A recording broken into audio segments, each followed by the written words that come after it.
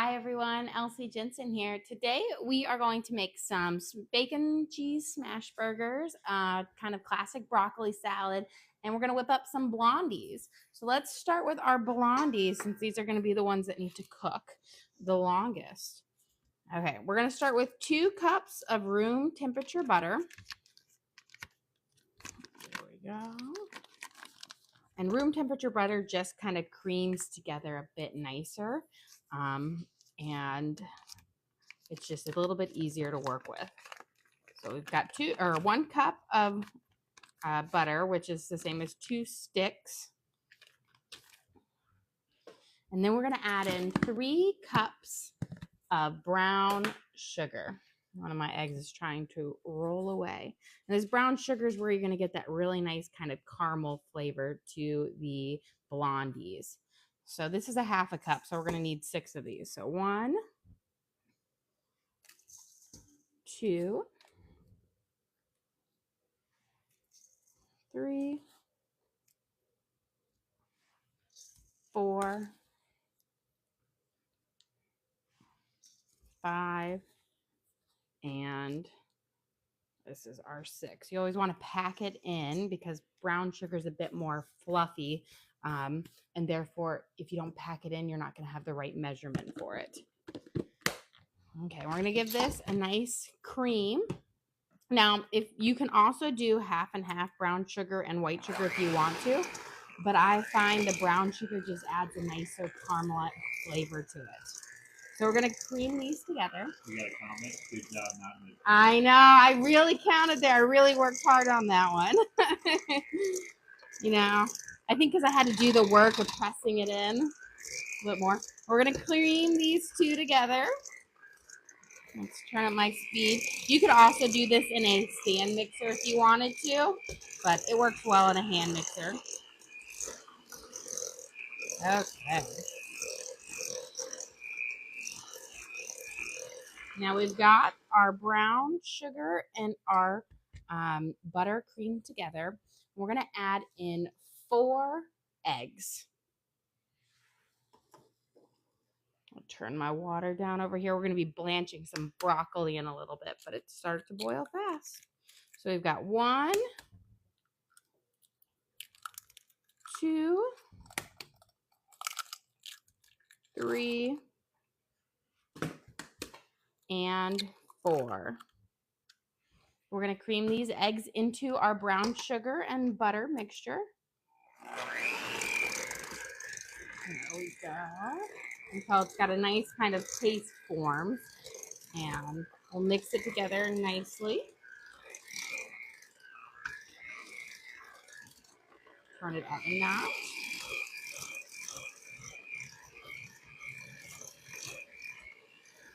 There we go. Now we're going to add in 4 teaspoons of vanilla. And this is like a big batch of blondies. So my regular recipe, it makes like an 8x8. And we're going to do it in a 9x13 just so we have nice and lots of them, because my kids always complain when I make a dessert that they really like and it disappears. So 1,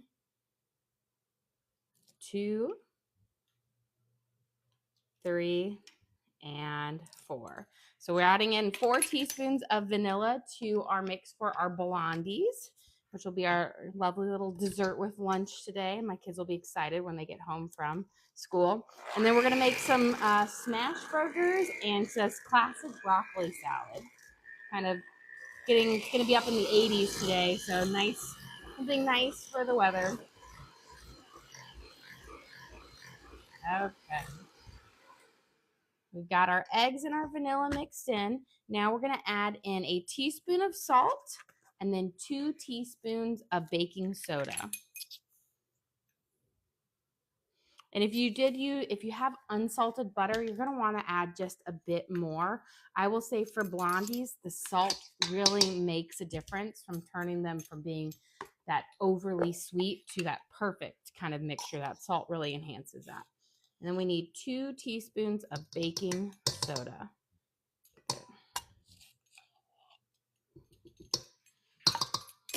We're going to mix this in. Make sure we get that all mixed around. This way you don't have to sift your flour and your baking soda and salt together. If you mix it into the wet ingredients first, then add the flour, you can cut out that whole step. You have a question? Baking soda or powder? Baking soda. So baking soda, salt and baking soda, you mix it in before the flour, and that you can cut out that sift so you don't have to sift it into your flour, because I hate sifting. It's such a pain, and that whole little sifter contraption, it's such a weird thing to store. Okay, now we're going to add in 3 cups of all-purpose flour.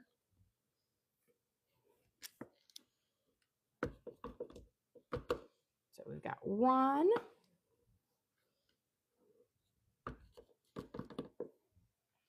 2, and 3. And then we're going to mix these together, and you'll want to cream them up. You don't have to really worry about over mixing them, since they're a blondie versus, muffins and scones and pancakes. You don't want to over mix. But with a blondie, it is fine. You want to make sure they get thoroughly mixed together. There we go. And then we'll add in our chips. We're going to do white chocolate chips and milk or sweet, semi-sweet chocolate chips.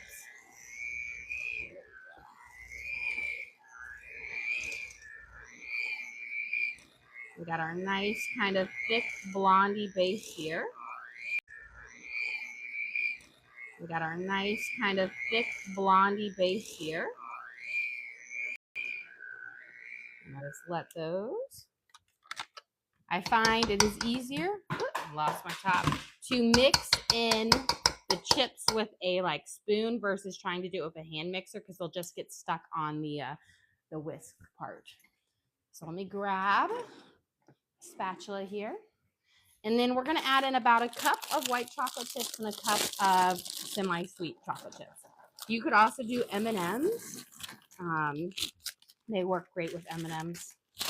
I love peanut butter M&Ms in here.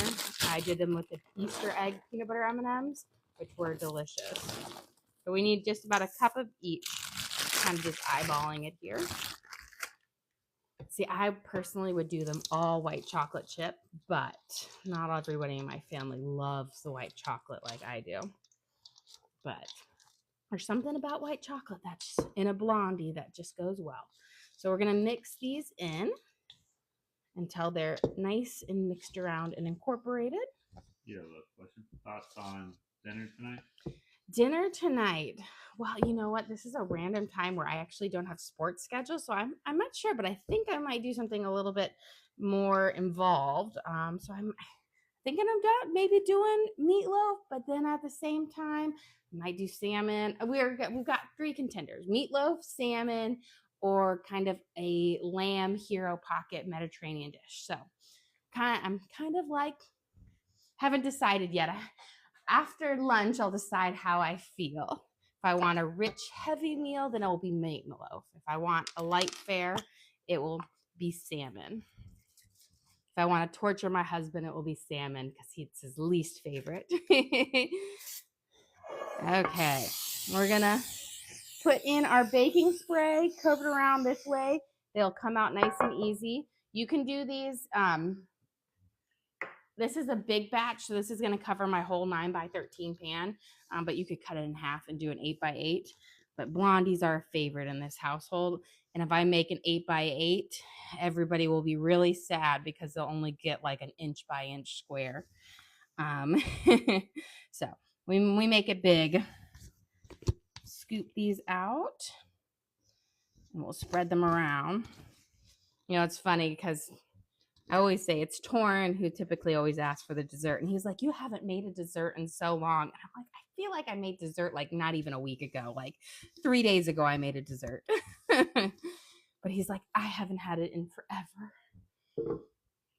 Okay, let's spread our blondie mixture out. And then these are just going to pop in the oven at 350 for about 30 minutes. You have a question? What are blondies? Blondies are like the companion to brownies. So if you kind of look at the name, Blondies, they're blonde color, brownies are brown colors. So they are essentially taste like a chocolate chip cookie. They have that kind of rich caramel, chewiness to them. And so that's the best way I can describe them is like a chocolate chip cookie in a bar form, in a brownie form. And how did everyone like the mozzarella meatball? Oh, delicious. There, everything is gone. And then my stepdad came over last night to get them really late because he was like, I love it and I want to eat it for breakfast. He's a little weird. He eats like real food for breakfast. It's a little strange, but that's the way he likes it. Okay, we've got ours out. Gonna have to steal it because I love cookie dough mix. So good. And then we're gonna pop this in the oven so it can start baking. But again, you can mix so many things into it. You can keep it a lot of like traditionally they just do white chocolate chips because you keep all the blonde thing. But M&Ms, peanut butter M&Ms, regular chocolate chips, they're all good. Okay, we're gonna put them in there right on top. And we're gonna let them cook. I'm gonna set my timer for 30 minutes. They're like a brownie though, so they cook a lot longer than a cookie. Cookies are really typically done within 10 minutes. Blondies take a bit more. Okay, let's get working on the rest of our lunch here. Okay, we are going to make a classic broccoli salad, and then we're also going to have some bacon for our burgers. So I'm only going to use half of my bacon here because we don't need it all. And we'll leave a couple strips for our burger. And we want to make sure I get that piece there. And then we'll cut up in the little bit. So I'm going to turn my little skillet on right here to about a 6. And then we're going to just lay out some strips for the burger to cook up. And then I'm going to cut the rest in little bits. So we'll just need about 4 strips for our burgers. Although I think my husband is like, no, we need more. We always need more bacon. And then these can all crisp up on the side because the broccoli salad has little bacon bits in it, and you've got to use fresh bacon for it. You can't use actual like bacon bits. It just doesn't work. Yeah, question. Have you ever made bacon jam? I did make a bacon gel. It was a bacon. Let me wash this real quick. Okay. I made a bacon caramelized onion jam and it was delicious. And I used it on like grilled cheeses and on burgers. Oh, it was so good. I should do that again. It's just delicious. Okay. Let's get our meat seasoned up for it while our bacon is cooking here. And then we're going to flash our broccoli after that. But I want to since we're doing all the meat, let's get it all done right now. So I've got about a pound of ground beef in here. We're going to use about a teaspoon or so of Worcestershire sauce. We're just going to give it a nice little drizzle around. That is going to keep your burgers nice and juicy. The acidity, the vinegar, and the Worcestershire is going to work with the fat, the natural fat, and it will just make it delicious. A little bit of garlic salt because you got to season up your burgers. And then let me get my little Viking out of the way. He guards my pepper. And we're going to put in a little pinch of pepper. There we go. He's not a functional thing. I always have decor on top of my stuff, which is not very functional. We're going to give this a good mix. Kind of squeeze everything through your fingers. And then we're going to make these into kind of 4 patties that we'll use for our burgers today. And they'll be a little bit thinner, but we're going to do 2 patties per burger because I have 2 pretzel rolls left over from our dinner the other day when we made fried pork tenderloin sandwiches with pretzel rolls. So we have 2 rolls like buns left over, which will be perfect for a smash burger. It reminds us of the time that we were at the farmer's market, and you know how our farmer's markets here in Franklin are kind of like more like a festival. They're very bougie, and they had food trucks there, and they had this one, and it was called like the Scottie Pippen burger, and it was on a pretzel. It was a burger with bacon, cheese on a pretzel bun, and it was, to this day, it was probably like one of the best burgers we ever had. Hence why I still talk about it. I've got core memories related to certain foods. Okay, I'm going to divide this up. Then we're going to make kind of 4 little patties, and then we'll smash them out a bit more when we fry them up in our saute pan. Okay. But I always like to start with them a little bit flat, and then we'll smush them out a bit more. Now with burgers, the trick for having a really good burger is using higher fat beef. So you want to go for that 80% or less, because that's going to make you a really juicy, tender burger. Otherwise, if you use a lean meat, you're going to have a harder, crunchier burger, like a drier one, because the meat isn't as tender. So it's like, it's like people love to do like turkey burgers and chicken burgers. And I was like, yeah, it's not quite the right meat for a burger. To make some other things. Now, I do find to make a good turkey or chicken burger, use a little either turkey sausage or chicken sausage in it. And that just makes it a more juicy burger. Okay. Pat them out. Play in the burgers. I'll give my hands a quick wash now.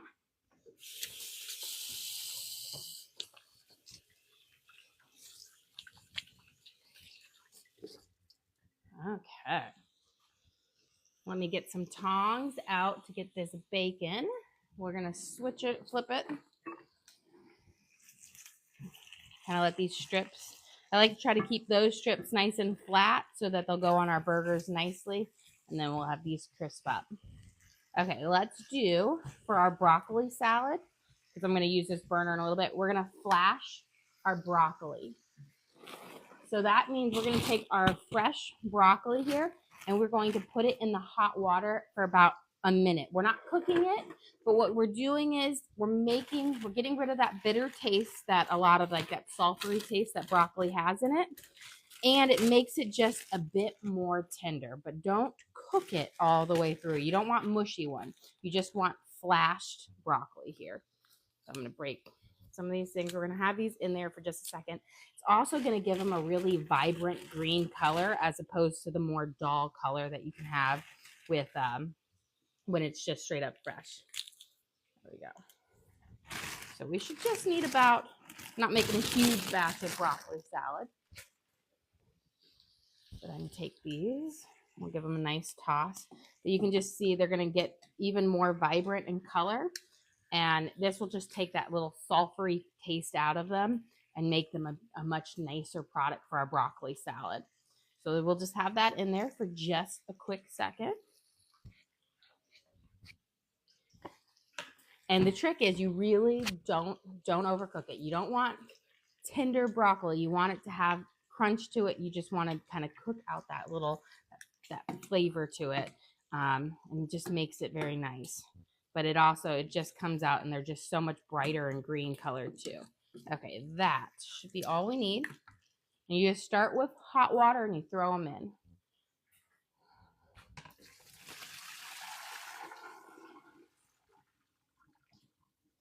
And then once you have it out, you're going to run it over with some cold water just to stop the cooking process. There we go.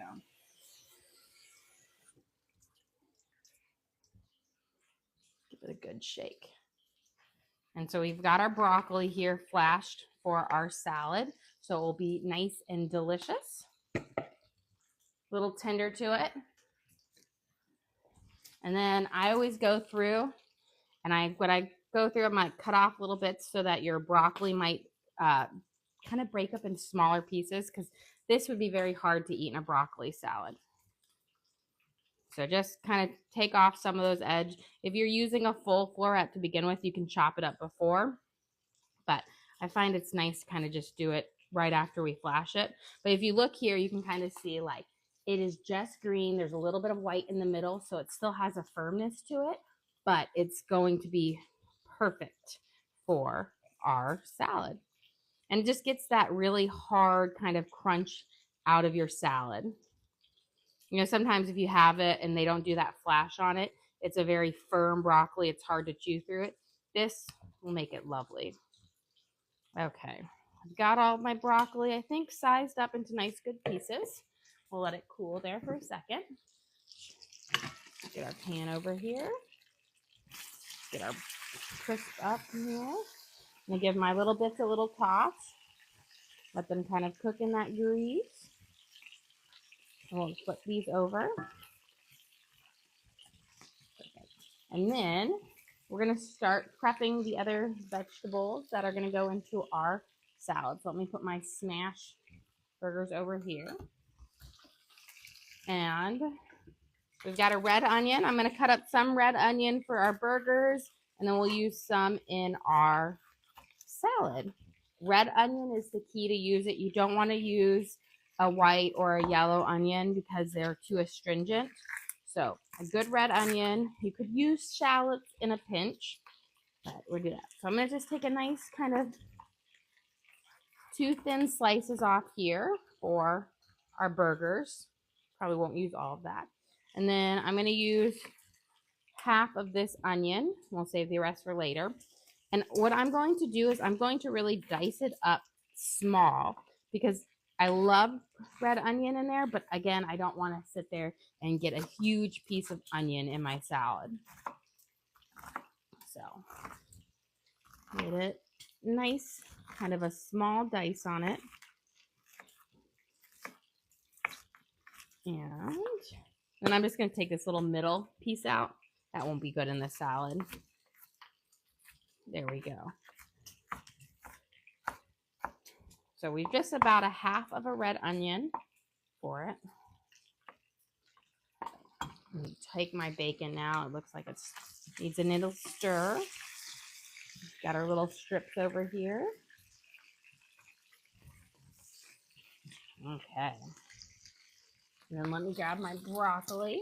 And we're going to add our diced up red onions to this. Okay. And I'm going to turn my stove down just a little bit, let it cook up. And now let's start making our sauce for the broccoli salad. And then we'll add in cheese and our bacon in just a second. So we're going to start with some mayo. Use the full fat mayo. I love Hellmann's. That's my favorite. But with the mayonnaise, the full fat just tastes better. And also make sure your mayonnaise is fresh. Even if it hasn't expired, but if it's been open in your fridge for like 3 or 4 months, it has a funky taste to it. I will say mayonnaise absorbs all the flavors in your fridge. So I guess we don't need that much. And so I always buy fresh mayonnaise, especially if I go to my mom's house and she wants me, she's like, I've got mayonnaise. And I'm like, no, you have mayonnaise from the last time I cooked at your house, which is probably a year old and it's nasty. So buy it fresh and like use it up quickly because it just absorbs all of your refrigerator odors. We're going to put in about 1.5 tablespoons of apple cider vinegar. You want the apple cider because it's a bit more sweet. So I'm just going to eyeball it here. Actually, I'll use my cap. My cap is about 1 teaspoon. So we'll need about 4 of these. And then we're going to give it we needed 4.5 to be 1.5 tablespoons. So I gave a little bit more. Okay, we're going to give this a nice stir up. Mix it together. Then we're going to add in a little bit of sugar to kind of cut through the acidity of the vinegar. And with the broccoli salad, I'm normally not a sweet person, but I do like the sugar in the broccoli salad. I think it makes it very lovely. It kind of goes well with it. And the red onions in there and the cheddar cheese. Okay. I'm going to get a napkin because these are almost ready to come out. We'll get a little plate and a napkin. Look at our bacon strips are just kind of cooked up perfectly there. So we grab a small plate and a napkin. We'll put these because you always want your bacon to go on it. Otherwise, it will get chewy if you don't let it like drip out the fat. There we go. I'm going to take my strips first because they are ready. And then we're going to I want all of my little bacon bits to crisp up nicely so that they're not chewy in the salad. They have a little crunch to it. Okay. Turn that down. I'm going to grab my sugar over here.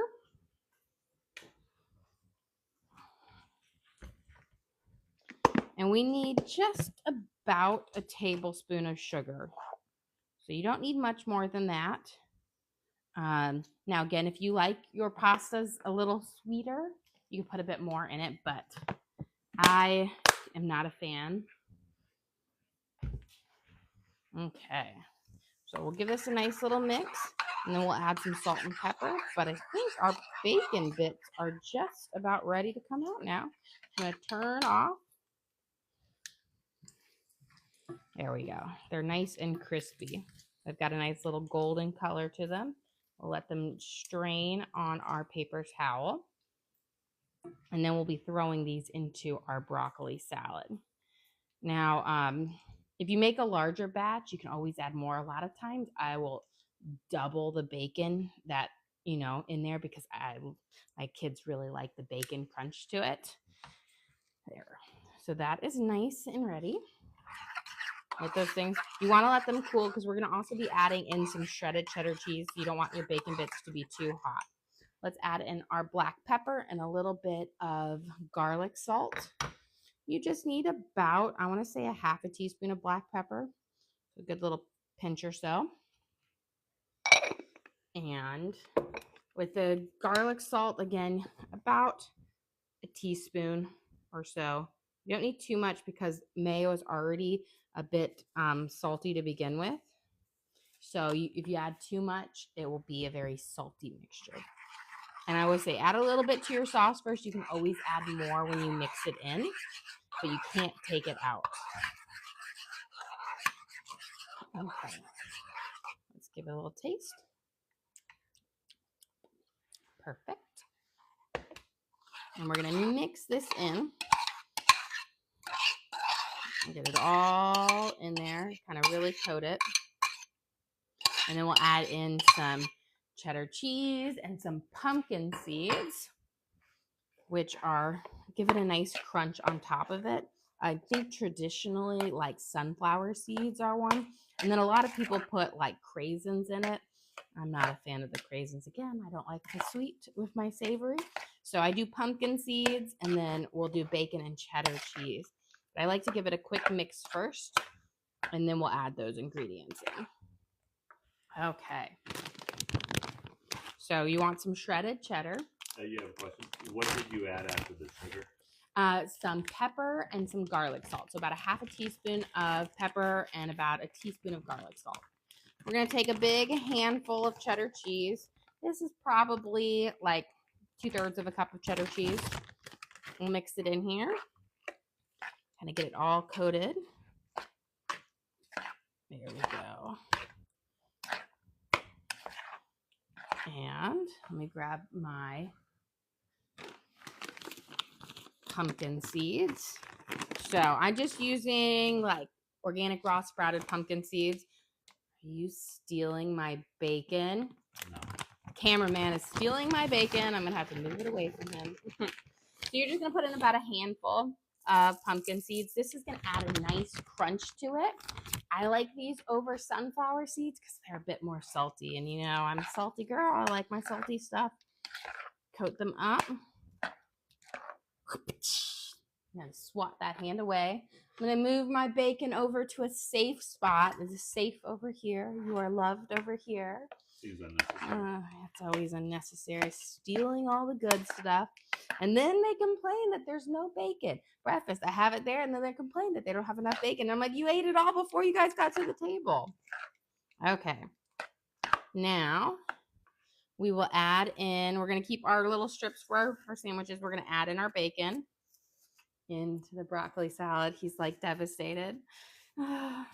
He prefers just a straight up broccoli salad or a bacon salad, you know, bacon with bacon and more bacon. We're going to mix it in, and we've got a delicious classic broccoli salad with red onions, cheddar cheese, pumpkin seeds, bacon bits, and our flashed broccoli. And it's just going to be delicious. And this tastes really good the next day when those flavors can marry together really well. But, you know, if you can wait, like, this will probably be eaten gone because I love it. Okay, let's get our burgers going here. I'm going to take a little bit of our bacon grease because frying burgers in bacon grease is a delicious thing. We're going to add it in here. There we go. Kind of get a nice coating on the pan. We're going to let our skillet warm up. Get it nice and hot. You want to get it nice and hot before you put your first burgers down so that you get that crisp and not if you do it from a cold pan, what happens is your burgers will let out all their liquid and they won't have a nice crisp on the things. You have a question. What's your favorite cheese on a burger?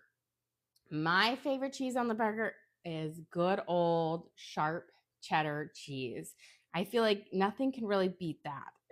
I love it. I do not like American cheese. And I will say, if it's like a mushroom burger, then I like Gouda, not Swiss. But Gouda on a mushroom burger is delicious because I think mushrooms go with a white cheese over a thing. But a classic bacon cheeseburger, sharp cheddar is where it's got to be, not American. I will sit there. I was raised in a very both my parents were, you know, are Europeans or Swedish, and my father was half Norwegian, half British. So very European background. And they never ate American cheese. And therefore, I never really had American cheese except at school and their grilled cheeses. And I always wondered why their grilled cheeses tasted so funny. And it was because it's American cheese. And I know people love Kraft singles. They love their Kraft singles. But it's not me. I like, it's got to be sharp cheddar. It's got to be cured. I'm slowly converting my husband over to more and more crazy cheeses. You know, I've got him beyond just the yellow sharp cheddar. I've got white sharp cheddar, and he does like Gouda and Havarti and Edam. So we're slowly running, but he won't touch a blue cheese or anything like that. But it's baby steps, baby steps. Okay, I think we've got it looks like it's getting a good smoking point there. So I'm going to put our burgers in. There we go. We got a nice kind of sizzle. Give them a good little push down right away. Oh, that's rough. You have a comment. American cheese caused me to put jelly on my grilled cheese to match the flavor. Yeah, that I'm about to say. American cheese is rough. Or I like, it's even like Velveeta. I don't like Velveeta either, those that day. You have a question. How do you like your Hexclad pans? Love my Hexclad plans. Absolutely love them. I got them about, I want to say it's almost 2 years now. It was my present to myself for living through a kitchen reno, an unplanned kitchen reno while pregnant with a high-risk pregnancy. So it was a rough time. But I was like, you know what? I'm going to get them because I've heard so much. I did a research. My brother-in-law told me he loved them. And they're amazing. I have yet to scratch them. So it's 2 years now, and I haven't scratched them once.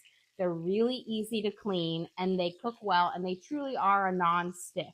They don't like go everywhere, or like you don't have to scrub them well, and nothing really like it just slides off. They're just effortless cooking on them. And so I will say they are pricey, but they are worth the cost. And if you like, I bought like the 3-pack, which was like the 12-inch, 10-inch, and 8-inch pans. And then I added on, you know, they always get you like a sucker at checkout. You can get this 12-inch griddle pan for only $99. I added it on. I love it. I use it all the time. So definitely worth it. Okay, we're just smushing them down, making them nice and flat. There we go.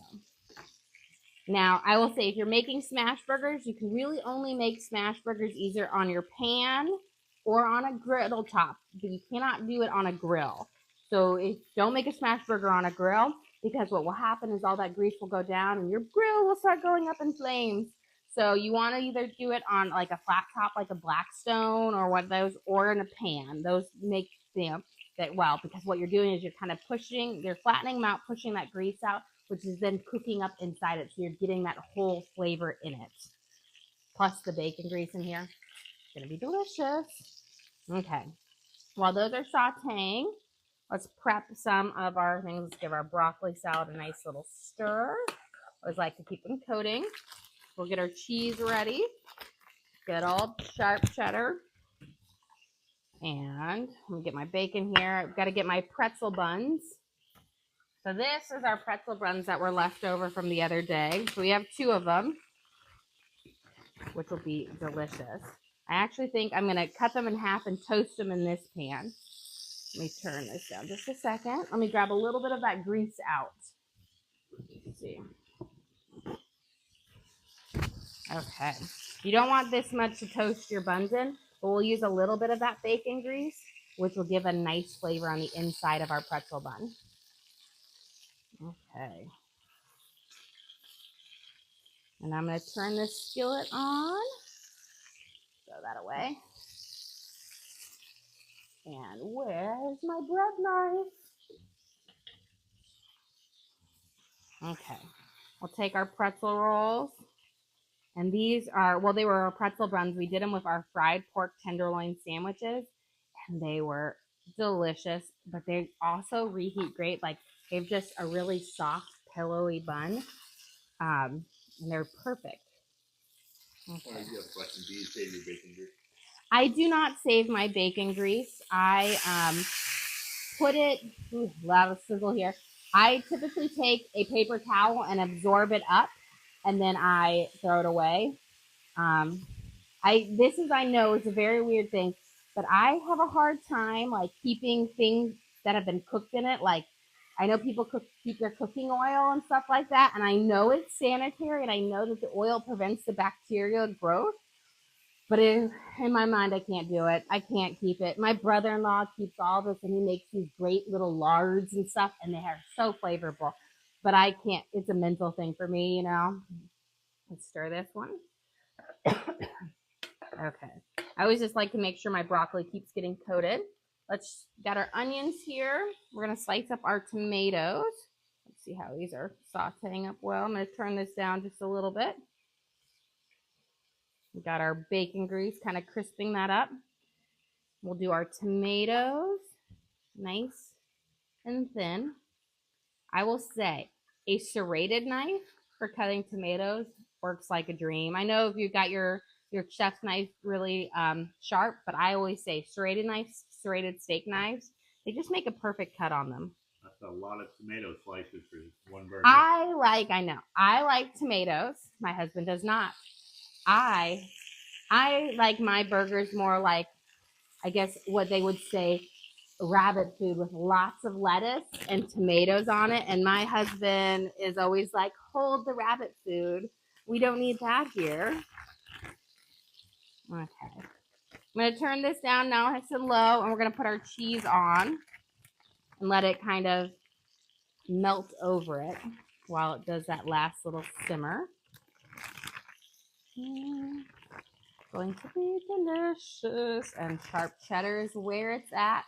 Unless you're going to do mushrooms. Mushrooms, then you're going to want to use a Gouda or Havarti. Okay. I'm going to turn that straight down to low. Just about crisp up nicely. Just waiting for them to toast. Then add some more rabbit food to my burger. I know. He does like onions, though. Get these all ready. And then I got the bacon. And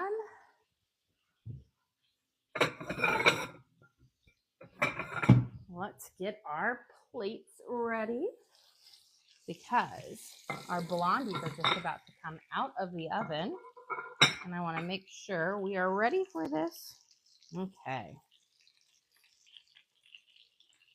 Now, we're going to get there. You want to wait until these cheese is all melted around the sides of it. Because what is the worst is if some, like, I guess there's always a controversy when you're grilling your burgers. Do you put the cheese on after you finish grilling the burgers? Or do you put the cheese on the last, like, minute of grilling the burgers? I'm a believer it's the last minute because it needs to melt all the way. Nothing is worse when you have a burger and the cheese doesn't melt on top. So you've got just a cold piece of cheese. Crazy. And you definitely don't put the cheese on in the beginning. I think there was like some viral meme about some news broadcaster. He's like, I grilled and he had cheese already on his burgers and they weren't even on the grill. Crazy. Okay. These are ready. And I'm going to slide those off the heat. Perfect. We'll slide those off. We're going to go get our blondies out because I don't want to be in the middle of plating and they call my name. Got 20 seconds left. Perfect timing. Let me grab a trivet.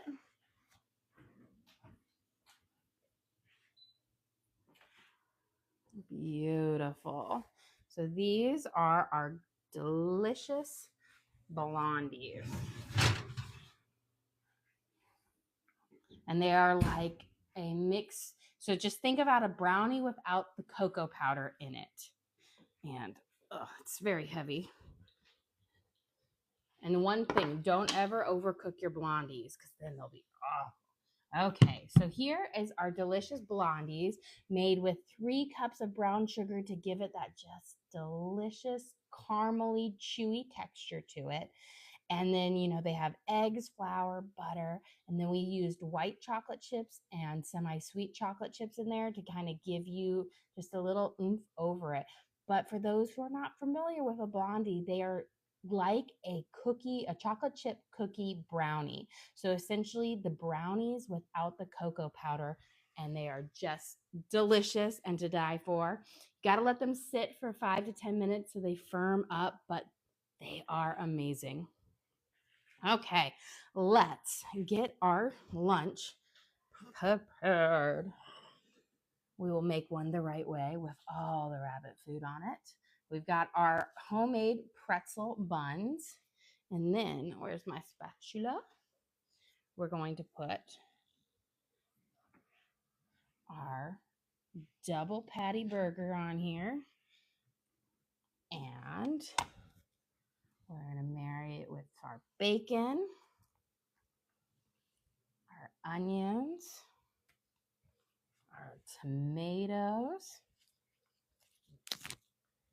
and then whoop, you would push it all the way down to have to eat it, but it's going to be delicious.